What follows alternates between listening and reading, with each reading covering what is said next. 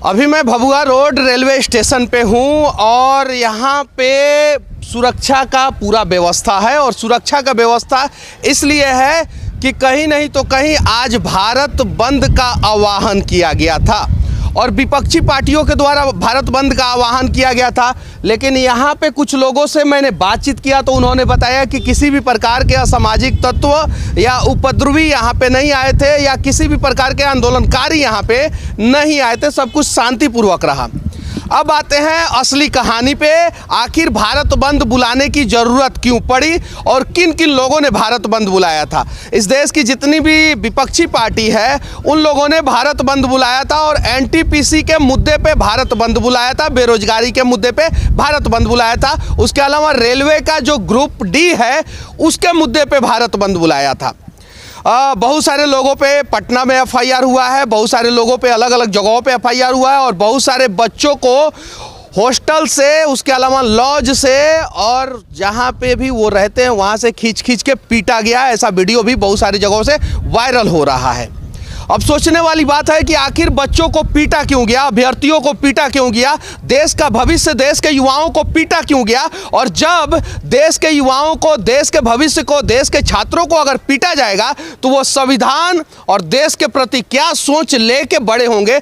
ये चीज़ें अगर एनटीपीसी का अधिकारी पहले सोच लिए होते तो शायद ये बवाल और विवाद होता ही नहीं। अगर एनटीपीसी का अधिकारी जो है रिजल्ट रिवाइज करने के लिए तैयार हो गए, ग्रुप डी में 2 एग्जाम नहीं होगा उसके लिए तैयार हो गए, तो कहीं नहीं तो कहीं एनटीपीसी गलत था, आरआरबी गलत था। उस हिसाब से उन्हें कदम वापस लेना पड़ा। अगर आरआरबी सही था तो उसने कदम वापस क्यों लिया, और आरआरबी अगर गलत था, कदम वापस लिया है, तो बच्चों को आरआरबी की गलती की सज़ा क्यों भुगतनी पड़ी। गलती करे आरआरबी के बड़े बड़े अधिकारी और डंडा चलाया जाए बच्चों पे, ऐसा कब तक होते रहेगा। ये कहीं नहीं तो कहीं गलत है। समस्या क्या है कि हम किसी न किसी पार्टी के तरफ हो जाते हैं, नहीं तो कभी हम विपक्ष के तरफ खड़े हो जाते हैं, नहीं तो कभी हम पक्ष के तरफ खड़े हो जाते हैं। जब विपक्ष की रैली होती है तो हम पटना का गांधी मैदान, लखनऊ का पार्क और दिल्ली का रामलीला मैदान भर देते हैं। पक्ष की रैली होती है तो सेम कंडीशन करते हैं। जब आती है भविष्य की बात, देश के युवाओं की बात, तो हम चुप हो जाते हैं, मौन हो जाते हैं और हम सोचते हैं कि अरे ये तो उस पार्टी का है, ये तो उस पार्टी का है। अरे किसी भी पार्टी की तरफ ना खड़े होके, हिम्मत है और आप अगर इस देश के नागरिक हैं तो अपने देश की तरफ खड़े हो जाए, देश के युवाओं की तरफ खड़े हो जाए। आज देश में सबसे बड़ी समस्या बेरोजगारी है और बेरोजगारी पे चर्चा होना चाहिए, लेकिन बेरोजगारी छोड़ के हर मुद्दा पे चर्चा करने के लिए नेशनल टीवी पे बहुत सारे लोग बैठे रहते हैं और इन सब चीज़ों पे हम लोग बात करना चाहते हैं। और देखिए, जहाँ भी मैं रिपोर्टिंग करता हूँ बहुत सारे लोग खड़े हो जाते हैं, बहुत सारे लोग मोबाइल भी निकाल के जो है रिकॉर्डिंग करना शुरू करते हैं। फ़र्क नहीं पड़ता है। इन लोगों से मैं विनती करना चाहता हूँ कि आप मेरा रिकॉर्डिंग मत कीजिए, आप इस चीज़ का रिकॉर्डिंग कीजिए, इस चीज़ का जो रेलवे स्टेशन के सामने जो है आप देख सकते हैं नाला और गंदगी की स्थिति क्या है, इन सब चीज़ों को दिखाइए आप लोग। हमारा रिकॉर्डिंग करके क्या फ़ायदा, आवाज़ उठाइए इन सब चीज़ों के लिए। ये भभुआ रेलवे स्टेशन है और यहाँ पे ऊपर देख सकते हैं गौतम बुद्ध का फोटो है। गौतम बुद्ध का मतलब है कि शांति का प्रतीक। जब शांति का प्रतीक गौतम बुद्ध को मानने वाले नेता इस देश में हैं तो बच्चों पे लाठी क्यों चार्ज कराते हैं। और अगर बच्चों ने आरा में एक इंजन को फूंक दिया, गया में श्रमजीवी एक्सप्रेस को फूंक दिया, पटना के राजेंद्र नगर पे ट्रेन को रोक दिया, तो उन बच्चों ने रोका क्यों। अगर बच्चे गलत हैं आपके नज़र में तो बच्चों को जेल डाल दीजिए, और अगर बच्चे गलत नहीं हैं, आरआरबी का अधिकारी गलत हैं, तो अधिकारियों को निकालिए सड़क पे और उसी जनता के बीच में आरआरबी का अधिकारियों पे डंडा चार्ज कीजिए। हिम्मत है? नहीं हिम्मत है। आप जो है बच्चों को किससे पिटवाते हैं, इन पुलिस वालों से पिटवाते हैं। इनको भी हिम्मत और हौसला कहाँ से मिलता है, ये भी नहीं मारना चाहते हैं किसी बच्चे को। क्या ये लोग लाठी चार्ज करना चाहते हैं? इनके अपने बच्चे हैं और मजबूरी में आदेश मिलता है कि लाठी चार्ज करो तो लाठी चार्ज करते हैं, जबकि ये मन से नहीं चाहते हैं कि बच्चों पे लाठी चार्ज किया जाए। कल इनके बच्चे सड़कों पे उतरेंगे, उनके ऊपर लाठी चार्ज कराया जाएगा। आखिर ये कब तक होते रहेगा। कौन चाहता है। यहाँ पे जो है पुलिस वाले सारे सुरक्षा में मौजूद हैं। ऊपर से आदेश आएगा तभी ये लाठी चार्ज करेंगे, ऐसे नहीं करेंगे। ऊपर से आदेश आएगा पानी छोड़ो, पानी छोड़ेंगे, फायर फाइटिंग की गाड़ी यहाँ पे लगी हुई है, पानी छोड़ेंगे। ऊपर से आदेश आएगा आंसू गैस छोड़ो तो आंसू गैस छोड़ेंगे। ऊपर से आदेश आएगा लाठी चार्ज करो तो लाठी चार्ज करेंगे, और मजबूरी में इन्हें करना पड़ता है।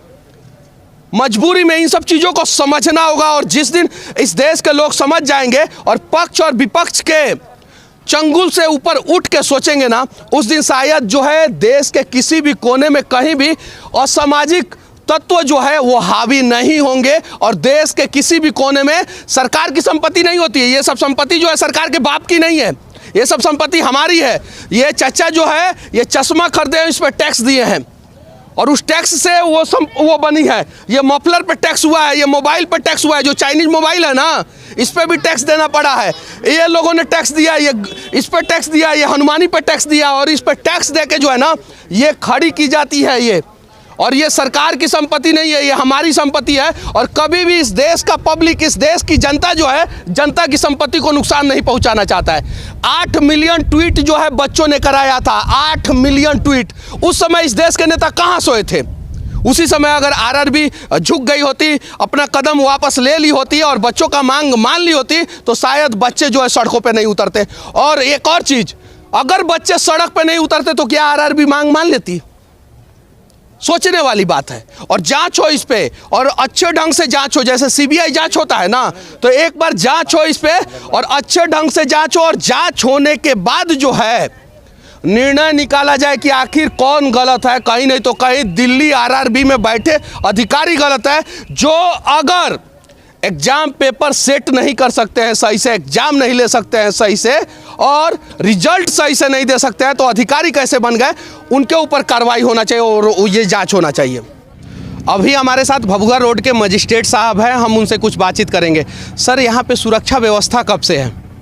यहाँ पे सुरक्षा व्यवस्था आज सुबह 7 बजे से ही सुबह 7 बजे से है और पूरा तरीके से सुरक्षा व्यवस्था है अच्छे ढंग से? जी जी। और सर, यहाँ पे किसी पार्टी का कार्यकर्ता या कोई आंदोलनकारी जो भारत बंद का आह्वान किए थे या कोई उपद्रवी रेलवे स्टेशन पे आया कि नहीं आया? नहीं नहीं, ऐसा कुछ नहीं है। ऐसा कुछ नहीं। और सुबह से ही सारे सुरक्षा कर्मी लगे हुए? जी, सुबह से। क्या नाम हुआ सर आपका? सुशील कुमार। अच्छा सुशील जी, आप ये बताइए कि सुरक्षा व्यवस्था यहाँ पे कब से लगाई गई है?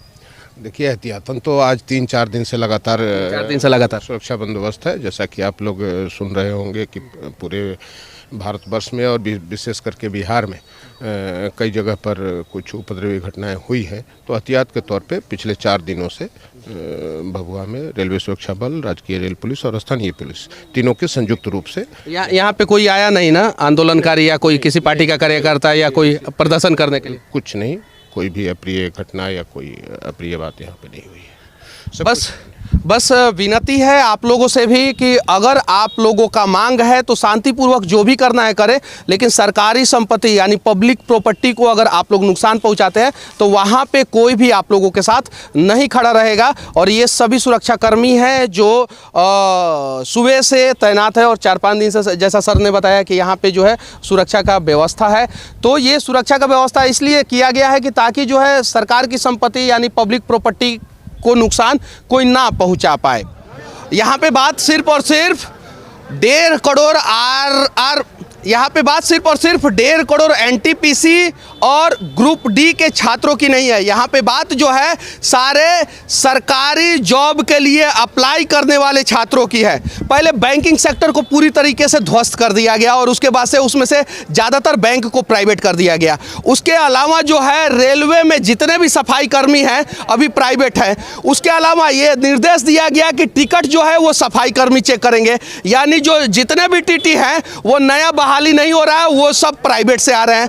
उसके अलावा बड़े बड़े स्टेशनों पे आप चले जाइए, जितना भी टिकट काटने वाले हैं उनमें से ज़्यादातर टिकट काटने वाले लोग जो है वो प्राइवेट आ रहे हैं। तो कहीं नहीं तो कहीं ये प्राइवेटाइजेशन की तरफ एक कदम बढ़ाया जा रहा है और जानबूझ के गलती की जा रही है ताकि ये जो बहाली है वो हाई कोर्ट में या सुप्रीम कोर्ट में चले जाए। और जब कोर्ट के अंदर में चला जाएगा ये बहाली तो कोर्ट जो है तारीख पे तारीख और 2 साल तक लटका देगा। जब 2 साल तक लटका देगा तो 2024 आएगा और 2024 में शायद इस बहाली को क्लियर किया जाएगा, क्योंकि उस समय लोकसभा का चुनाव होगा।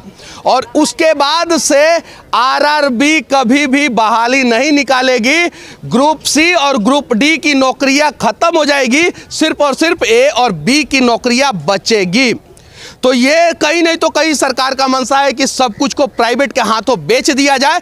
एक कड़वा सवाल मैं पूछना चाहता हूं, जब देश में कोरोना था, first wave, second wave, third wave और सारा कोरोना वेरिएंट जो है रंग बदल रहा था, तो उससे ज़्यादा रंग हमारे देश के नेता बदल रहे थे, क्योंकि 20 लाख करोड़ का एक आर्थिक पैकेज लॉन्च किया गया और उसमें से एक भी रुपया आम आदमी के पास नहीं गया, सारे बड़े बड़े इंडस्ट्रियलिस्ट के पास चला गया। और यही कारण है कि पूरी दुनिया में डेटा उठा के आप लोग देख लें, सबसे ज़्यादा शेयर बाजार जो है भारत का उछाल आया कोरोना काल में। जब देश के लोग मर रहे थे, देश के लोगों के पास खाने का पैसा नहीं था, उस समय देश का शेयर बाजार जो है वो टॉप लेवल पे जा रहा था। कहीं नहीं तो कहीं इन सब चीज़ों पे जांच होना चाहिए। और आज जिनके पास सरकारी नौकरी है वो ज़्यादा खुश होने की ज़रूरत नहीं है। आज अगर इन सब चीज़ों पे आवाज़ नहीं उठाएंगे तो कल आपके बच्चे को सरकारी नौकरी नहीं मिलने वाली है। बाकी भभुआ रेलवे स्टेशन से हमारा ये प्रयास कैसा लगा, आप लोग निष्पक्ष होकर कमेंट करना और बताना। जय हिंद।